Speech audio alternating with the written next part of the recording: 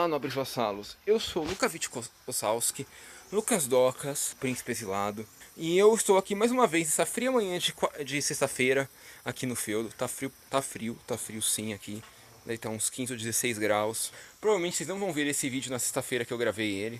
Talvez ele até apareça sexta-feira depois. Mas enfim, esse vídeo é para falar de The Last Kingdom, terceira temporada. Eu demorei pra fazê-lo porque eu demorei pra ver a temporada inteira. Mas enfim, eu a vi e vou falar sobre ela. Porque eu adoro The Last Kingdom e acho que muitos de vocês também adoram The Last Kingdom. Porém, eu já vou adiantando uma coisa. Essa temporada provavelmente foi a temporada mais infiel à história que já aconteceu.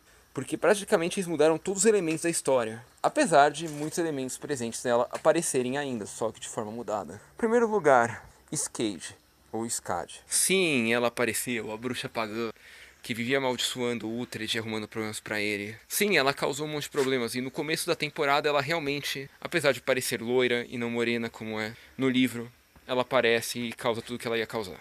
Sim, isso acontece. Sim, Knut, ou Sinut, como alguns de vocês podem ler, também aparece o primo de Ragnar. Sim, essa temporada adianta livro pra porra, porque ela não é só o quinto livro, ela chega até o Morte de Reis. Pelo que eu me lembro é o livro 7. Ou seja, tem 3 livros e não 2. Ou seja, estão correndo, porque provavelmente a quarta temporada já vai ser a temporada final.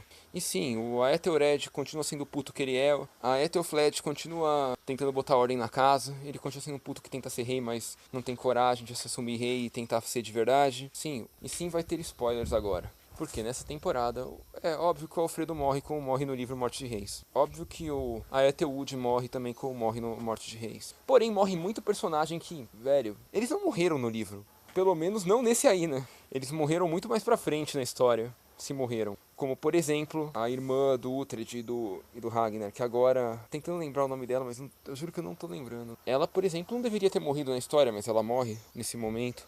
A mesma coisa... O Ragnar, por sinal, fiquei chocado com a morte do Ragnar, porque o Ragnar não morre aí. O Ragnar tá vivo muito mais pra frente ainda. Morre ainda na mão do Aethelwood, que morre muito antes dele no livro. Então, essas mudanças ocorreram e... Talvez eles fizeram isso no intuito de cortar gastos, sabe? É que nem como, por exemplo, colocaram o Estepas, ou Estiapa, como eles chamam lá, só na segunda temporada. Era pra ele ter aparecido na primeira ainda, só que cortaram gastos.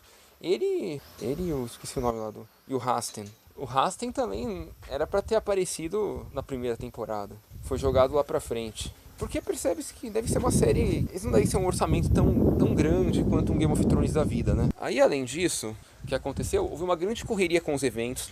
Não teve o ataque ao marido da Skade, que por sinal essa é uma das cenas mais legais. Não teve a tentativa de ataque a Bebbanbury com o Ragnar pelo Uhtred, em que o tio dele jura vingança e fala que vai avisar todo mundo onde tá o Uhtred. Não rolou isso também. Não rolou muita coisa ali. Não sequer mostrou sobre os bastardos do Eduardo, sobre o Uhtred cuidando deles e coisa assim. Talvez isso apareça na próxima temporada.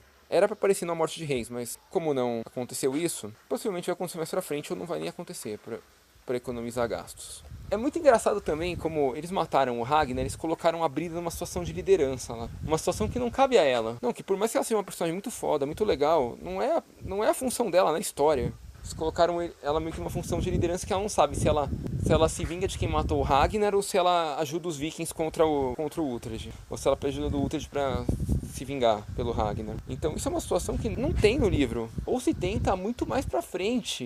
Não tem esse livro, vamos falar. Não tem nos livros que foram mostrados na história aí até agora. Vamos colocar os termos na mesa aqui. Não tem os livros até agora mostrados. A mesma coisa a irmã do Uhtred lá. Aquilo ali foi claramente pra cortar gastos da história. Não tem o menor sentido aquilo.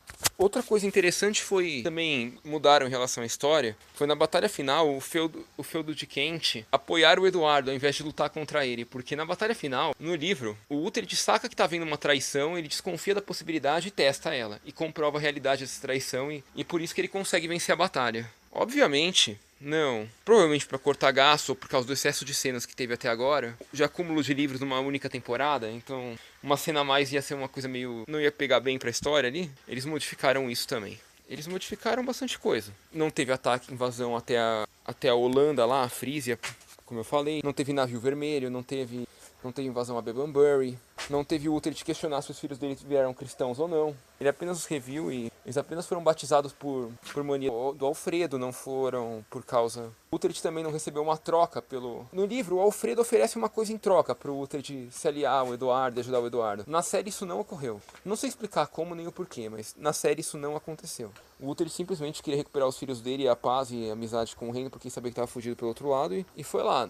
Não teve nada a ver com isso. A morte da Gisela acho que é a coisa mais fiel que ocorre na série. No primeiro episódio, quando ele é amaldiçoado. Acho que é a coisa mais fiel que tem em relação à história, assim. Além do primeiro... quer dizer, o primeiro episódio até que foi bem fiel, né? É mais pro final que desvirtua. Mas enfim, desvirtuado ou não, a série continua legal pra caramba, vale a pena ver.